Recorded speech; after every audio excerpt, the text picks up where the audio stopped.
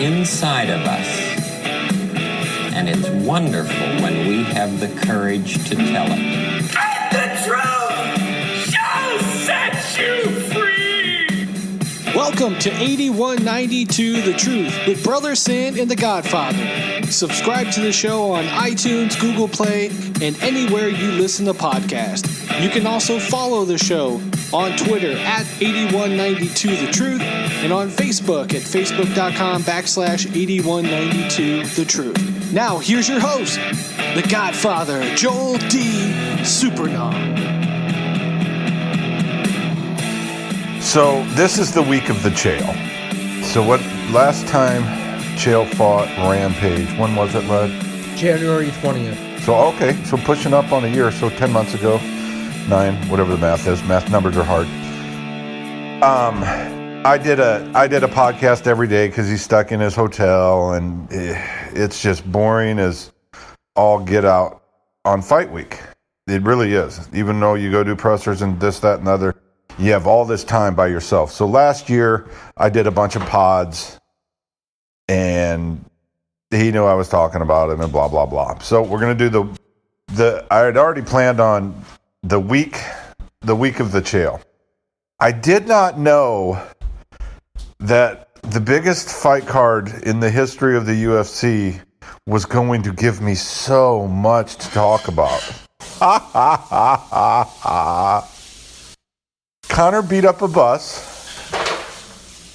Khabib beat up a crowd and Conor's coaches. And Khabib beat up a crowd and the coaches. Imagine for a second you are one of the fans that paid retail for those floor seats. So you're down there at you brought your gal. You got some dough, okay? You spent $15,000, $20,000 on a couple front row seats. And right after Khabib wins, taps old boy out, he flings himself at you. Dude, that was a pretty ballsy thing he did. He went off the top rope into the crowd at Dylan Dennis. Now, Dylan Dennis is an idiot. And I want you to go back a little bit. I want you to go back a little bit to when Conor beat up the bus. Oh, man. You remember how mad I was, lad?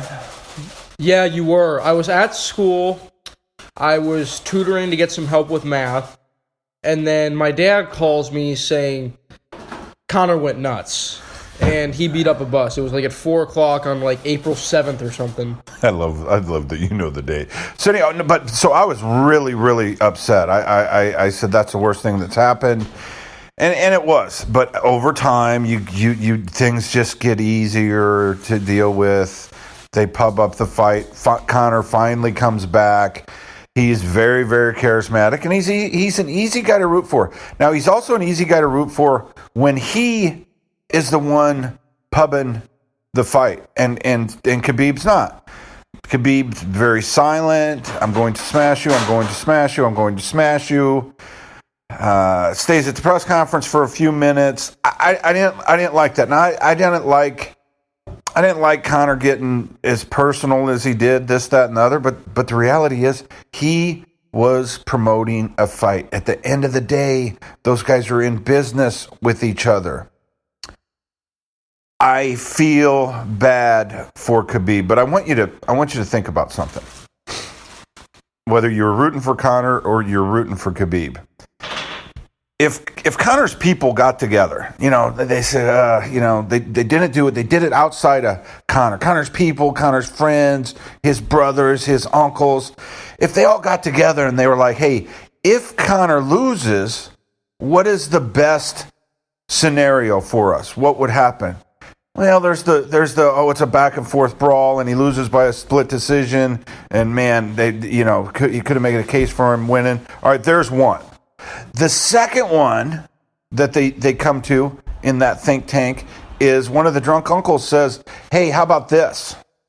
How about when immediately after the fight ends, dummy Dylan Dennis says something stupid to Khabib, and Khabib does a flying drop kick off the top rope into the crowd to start a brawl.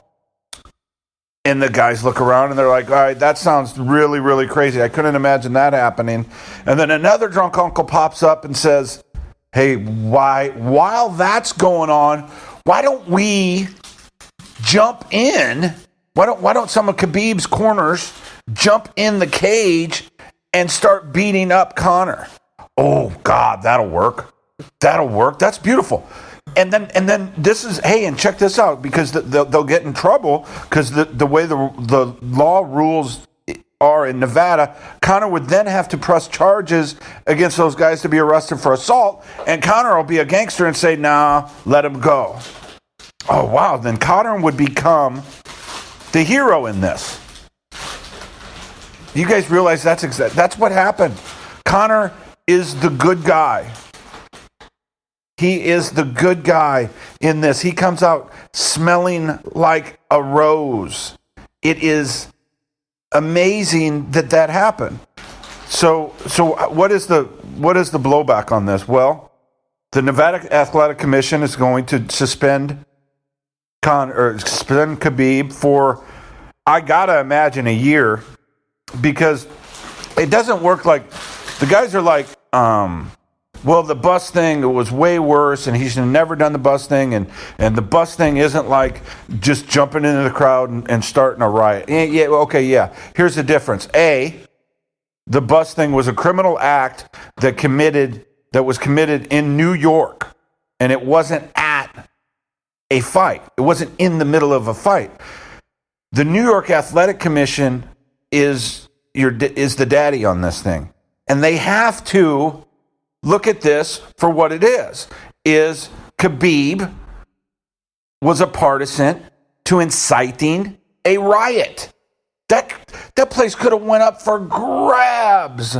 That could have been that people could have got hurt and sued, and it could have got so ugly. So guys, I'm not rolling on Conor. I was rooting for Conor.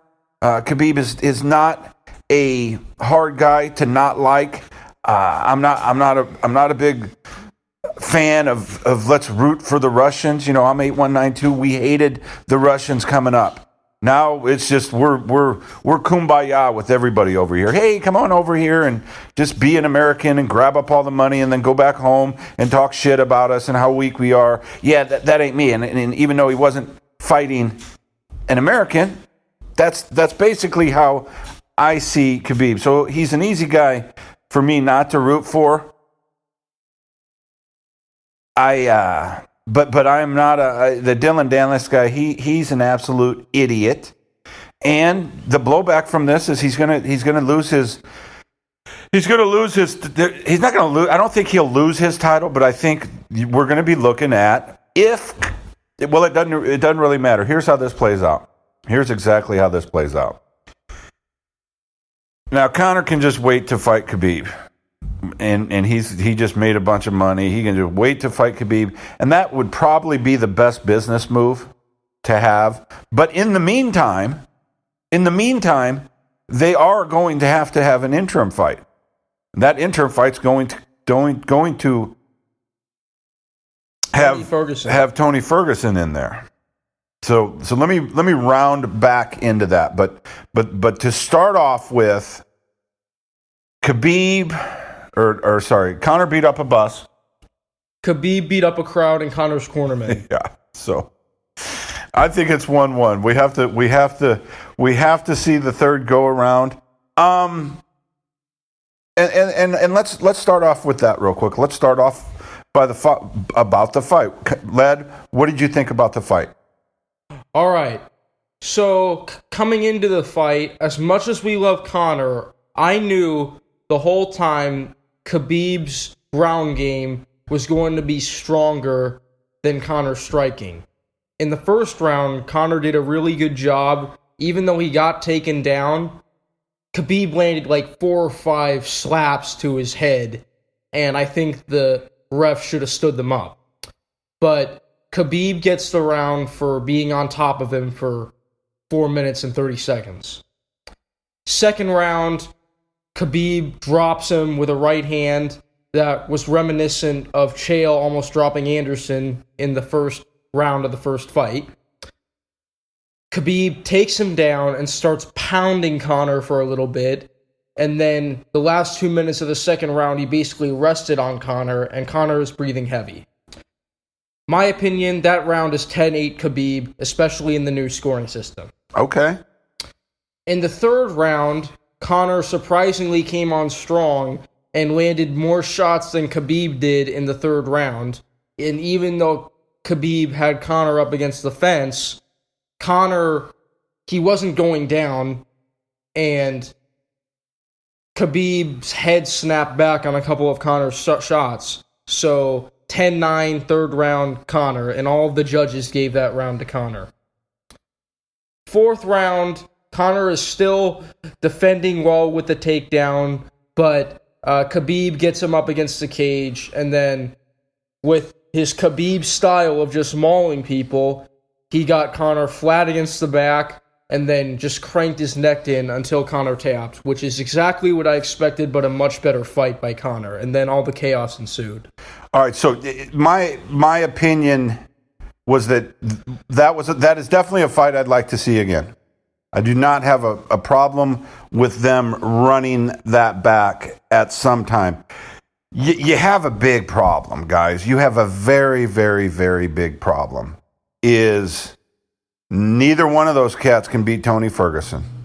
It's just not going to happen. That dude is on a whole new level, and the sooner people come around to that, the better. So I talked about this last week, and I talked to anybody that would listen, and I said, if you're not crazy, you're going and betting money on Anthony Pettis, and I'm a Ferg mark, and I'm a bigger Ferg mark now than I was before, because in the history of combat sports, wrestling, boxing, football, we're going to make combat, rugby, okay, you rugby players, let me know if any superstar at the highest level. No, you don't have to let me know, because I already know. Nobody in the history of combat sports has come back and fought at the highest level after tearing their entire knee off in the worst possible way. That fight with Kevin Ferguson. Tony Ferguson. I'm sorry. You're thinking of Kimbo Slice. Yeah. All right. Good cut. He's good catch. been dead for 2 years. Okay. The fight, good call, lad. The fight with Big Ferg and Pettis was everything I thought it was. Pettis comes out. You want to do it? You want to do the fight? So coming into the fight, I knew we were already 3 fights into the main card, and I knew in my heart that this was going to be fight of the night. So coming in, they both look good early, but from the start of the fight, Big Ferg starts pressuring Pettis, and I immediately knew that Pettis had a lot of momentum from the Chiesa fight, and he was on. Like, that was one of the best Anthony Pettises I've seen since he was on top as lightweight champion, which was almost 4 years ago. So Pettis looks fairly good early, but Big Ferg pressures him to death, and obviously Big Ferg wins the first round. Coming into the second round, he still pressures him, but then Big Ferg runs into a right hand, and while he was hurt, he was rolling on the ground saying he enjoys it. And a really good quote, he said a lot of really kind of cringy things after the fight, but he also said a lot of good things, that pain is the realest thing you can imagine. Pain's the only thing that's real. Yeah. But go on with the fight.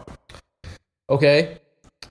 So Ferguson gets knocked down, and Pettis was on top, and Ferg cut him open with elbows from the bottom.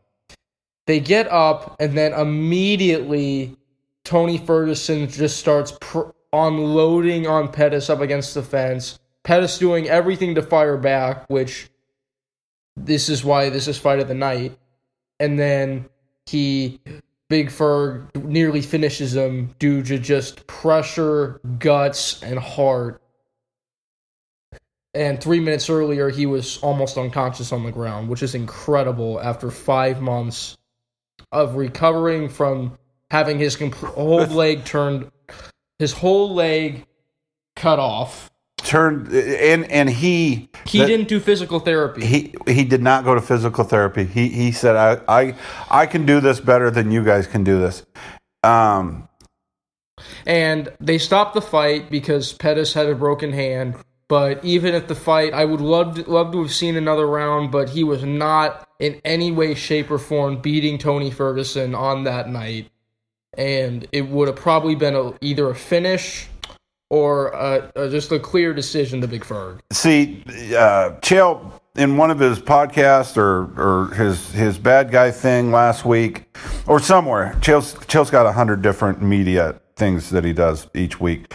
He was talking about just how stupid it is to have any human being fight 5 rounds, and it is.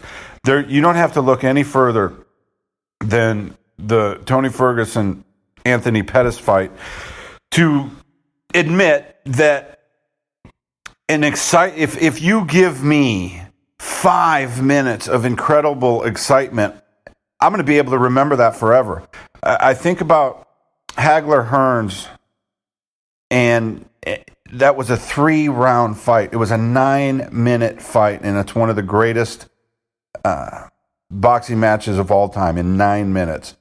This was like that. This had that flavor to it. Right off the bat, you think, oh man, he came back too soon. He clobbered up the knee, and then he just keeps walking him down and picking him apart. You're talking about Tony Ferguson walking down and picking apart a world-class stand-up fighter. Put him out there against anybody, he's going to do real well. In shape, with confidence. Incredible fight. And as it was fight of the night, it's going to be up there for fight of the year. I want to stop and I want to say, man, good job to you, Duke Rufus. Good job to you. Your fighter said, my hands broke. He told you that. And you knew, hey man, this isn't one of those situations where this is not one of you knew right away, because you're a combat veteran yourself. You're a champion yourself. You knew right away that you could not send your fighter out to face that man for another 5 minutes, because bad things were going to happen. This isn't one of those cases where you send him out there to just fire off that jab, because it turns out the scorecards were 2-0 for Ferg. I think so. I looked it up on Sherdog. I don't know if it's that of a reliable source, but according to Sherdog, it was 2-0 Ferguson. Yeah, that's a dice roll. But let's just say it was. It could have easily been 1-1, even though Ferguson won half of the second round. Maybe even a little bit more, maybe 3 minutes of the second round. Pettis dropped him twice. So you could be looking at an even fight. But Duke Rufus, no, I cannot send my guy out there with one hand. Not facing that kind of pressure from that sharp of a guy. And Tony Ferguson should be one of the biggest stars in MMA. I hope he gets his run. I hope he gets his shine. It doesn't matter that he talks in circles sometimes. It doesn't matter. That's a dude that says some really. That's like a Diaz brother. If you can work through the word riddle that the Diaz brothers talk, once you sift through all the gangsterism and this, that, and the other, once you get through the riddle of the Diaz brothers, you find some really, really good nuggets there. Same with Big Ferg. I mean, Big Ferg's going to go on this direction and that direction, but one of the coolest things he said last night is pain's the only thing that's real. Yeah, happiness, you feel good for a little while, then it goes away. You don't know what it is. Depression. Yeah, I feel bad for a little while. It goes away. Pain's the only thing that's real, and he embraces it. And he does, man. Everything that maniac says he believes in. And you don't have to believe in it, and I don't have to believe in it, but he believes in it. So neither Conor nor Khabib are going to be able to withstand that kind of pressure for 5 rounds. It's not going to go anywhere. He's like a cyborg. You're not going to be able to. How are you going to stop him? You might knock him down. You're going to have to knock him completely unconscious like Derek Lewis did. Somehow came back. You're going to have to knock him completely stiff unconscious to get him to stop. Yeah, and it's probably not going to happen. And you might be able to knock him out, and he'll come to like a second later, and nobody will know. And a guy that has shown you that much character and that much heart in the cage for as long as he has, he's going to get some time down there to recover. And that is the most well-conditioned fighter I've ever seen. Even surpassed Colby Covington. Yeah, I mean that's the whole new level of. It's a whole new level of pace. Like old Chael P has coined, he has weaponized. And I'm a little upset I didn't come up with that. I wouldn't say the word weaponized, but I should have figured it out in words before. He has weaponized the pace. He's made pace a weapon, and it's always been a weapon. But man, you guys that don't know what that pressure feels like, it's insane. It's insane. So the last fight that we're going to talk about, go ahead, lad. If there's only one fight left on that card that we're going to talk about, what's it going to be? The Black Beast versus Alexander Volkov. I can officially say that fight was the greatest comeback in UFC history. The first 3 rounds, Volkov was pressuring and made Derek Lewis turn away for most of the fight. But Lewis, the only good moments I've seen of Lewis prior to what happened in the last 20 seconds was when the Beast got on top at the end of the first round and started pounding on him for a bit, and for like 20 seconds. Prior to that finish, Volkov was winning 14 minutes and 20 seconds of that fight. Clearly. Made the Beast turn away up against the cage, and somehow Lewis survives.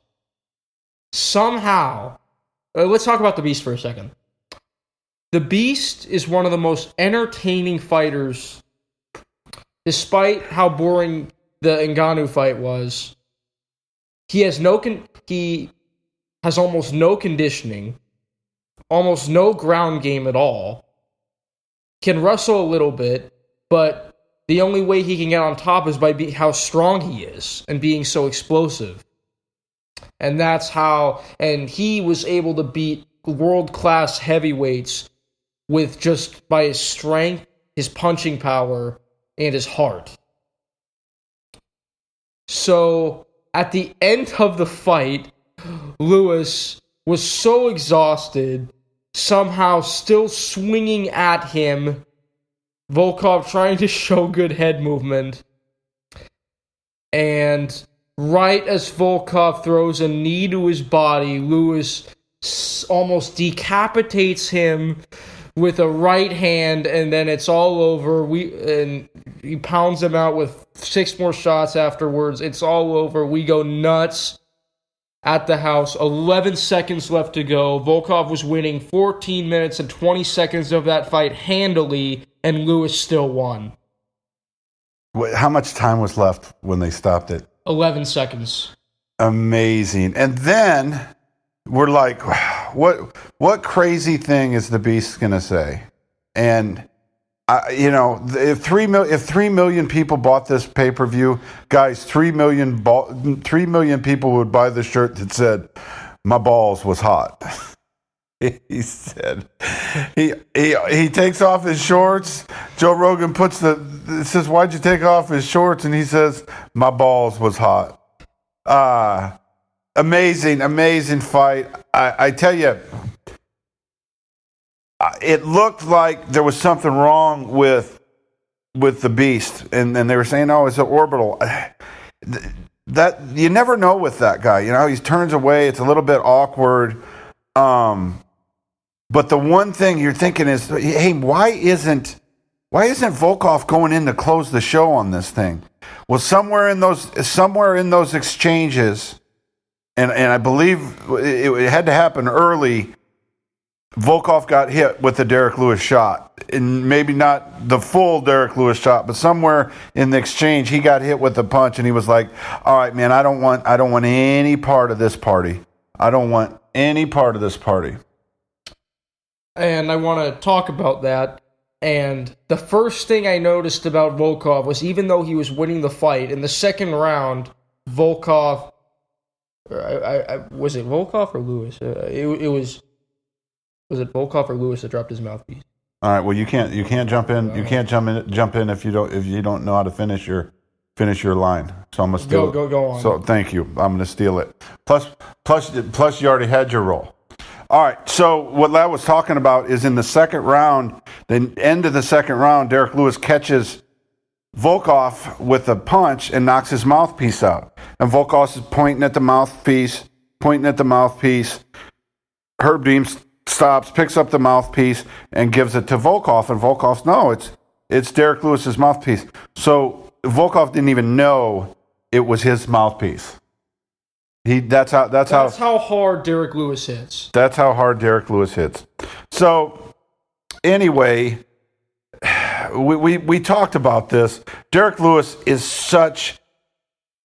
he's so much fun to watch fight. He gives us so much entertainment.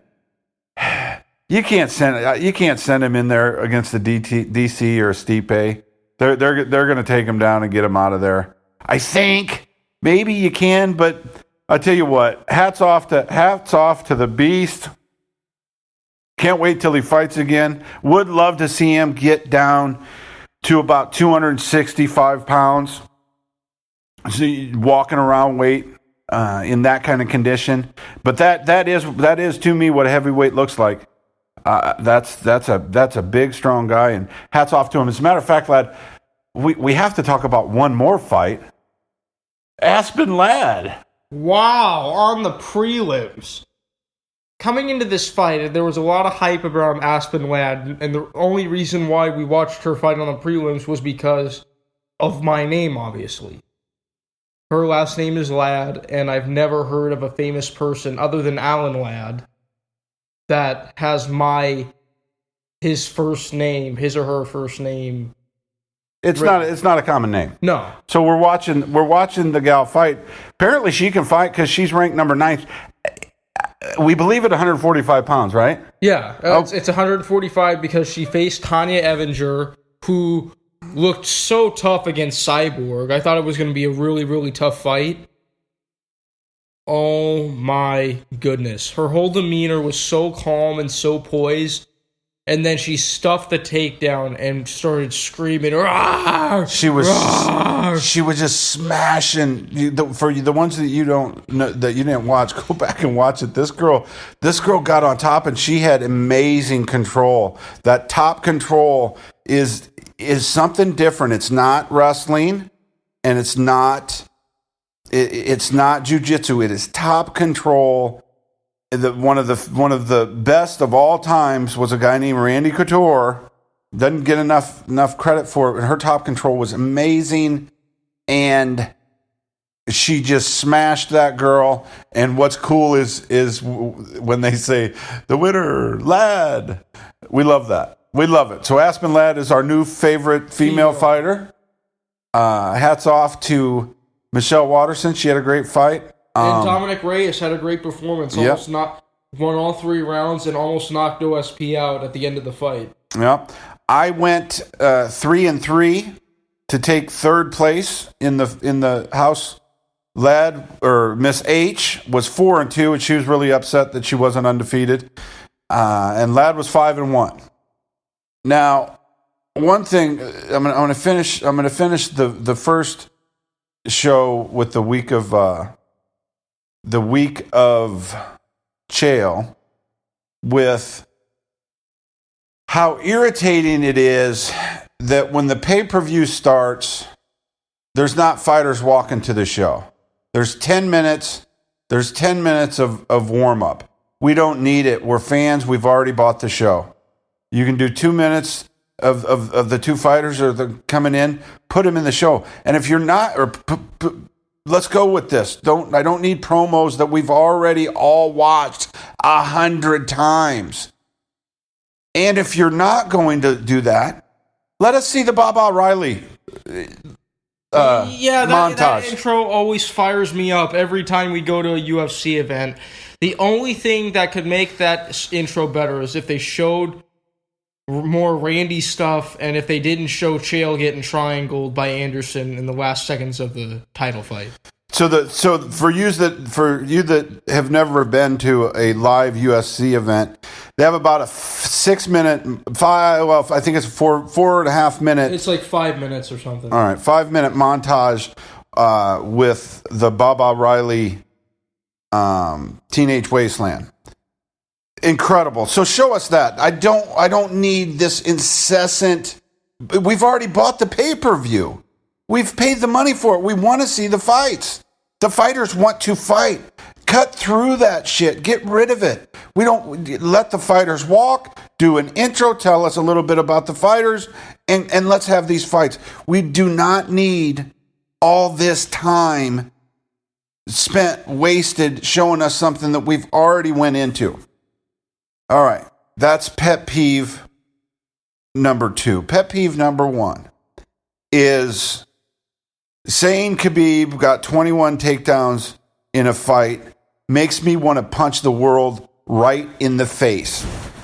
Anybody that has ever wrestled before, or maybe even you jiu-jitsu people, I can't speak on you jiu-jitsu people because I don't know anything about it. But guys, if a fighter takes somebody down and the other he's behind him, and the other fighter gets to his feet, doesn't escape, doesn't turn into him and start throwing punches, and then the fighter picks him up and puts him back on the mat.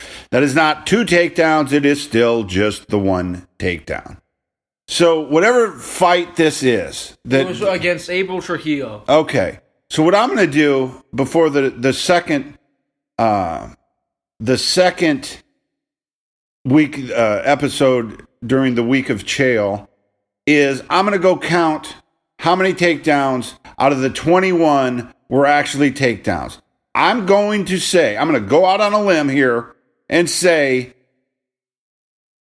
if he got 7 takedowns during the fight, that would be a ton of takedowns. Not 21.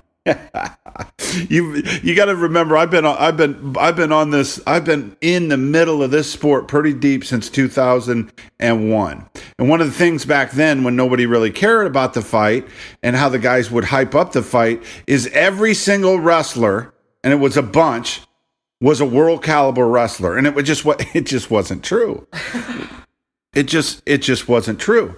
So I will finish off this episode by saying Conor beat up a bus. Khabib beat up Connor's cornerman and the crowd, and several of the fans knocked each other out cold after the fight. He's always got to add a little bit to it. All right, guys, we'll talk to you tomorrow. Peace. You've been listening to 8192 The Truth with The Godfather. Subscribe to the show on Apple Podcast and follow the show on Facebook at facebook.com/8192 The Truth.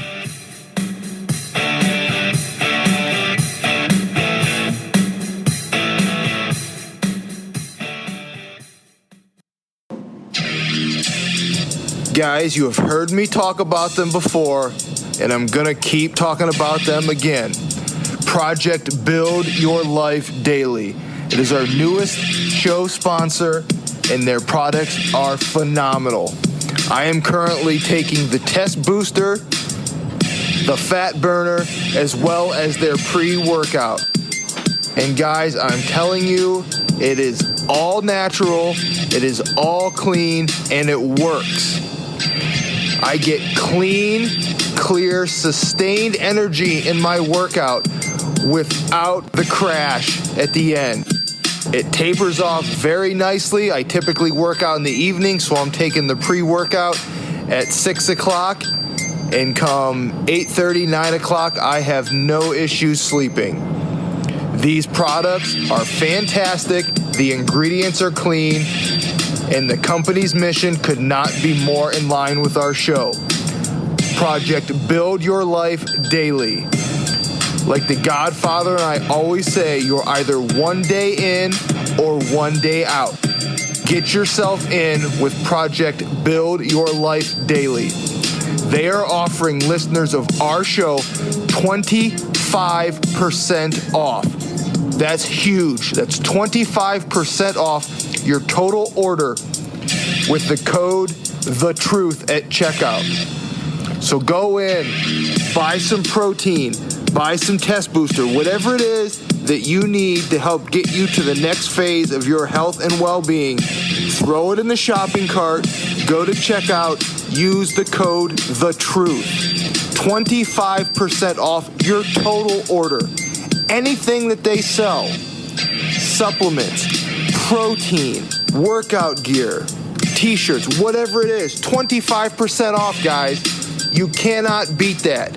And I'll tell you what, just a little thing from me to you, that test booster, all natural, but boy, oh boy, is there a little extra lead in my pencil. I'm telling you what, guys, Project Build Your Life Daily. Check out their website. Check out their page on Instagram. It's Project BYLD. Again, use the code THETRUTH at checkout. Save yourself 25% off. Who's better than that? Boom.